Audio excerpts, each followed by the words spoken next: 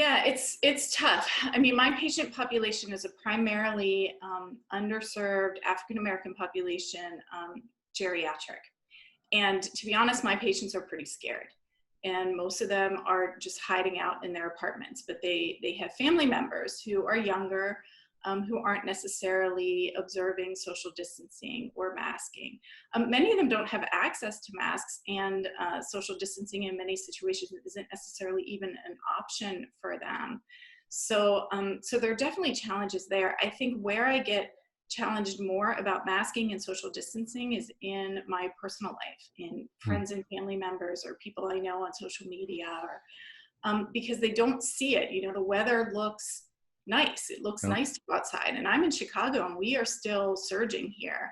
And yet, as soon as the weather gets nice, the lakefront is packed, and people in my neighborhood are running around, and I see kids running in packs, and it is frustrating. And I think that the more that we can continue to be the voice of reason, because I know and I'm sure everybody who is a physician is kind of the resource for our friends and family to say, Mhm. hey, what do you think about this? I have a cousin who is very conservative, and right when this was rolling out, she lives in Florida, and many of her friends were saying, oh, this isn't going to be a thing. But she called me to say, what do you think? And I said, it's going to be bad. You should go to your house and Mhm. stay there until we have more information. And so I think there is a certain note that you can hit with people that doesn't alienate them, but draws them in a little bit better. I think it's important to show compassion. I think it's important to understand that sheltering in place, as much as we joke about it, Mhm. it's not easy. It's really hard, and hard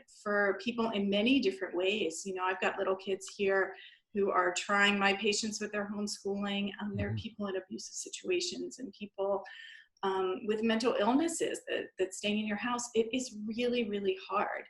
And we need to validate that. We need to validate those challenges and then re-emphasize, and yet this virus doesn't care. We just need more time. This is not forever. We don't need to stay in our homes forever. As far as the masks go, who knows how long that will be, but that doesn't have to limit your ability to do the things you enjoy. That actually can give you some freedom to do the things that you enjoy. And so helping people reframe it in a way that shows compassion for their perspective, but yet continue to reinforce what the science tells us, and to guide people in the scientific process. You know, I have a lot of people who say, well, a month ago we were told this and now we're told this. Yeah, that's normal. Yeah. That's as we gain more information. That's okay. You've got to stay current on what the latest information is and why we have that information, and just be that voice of reason for people.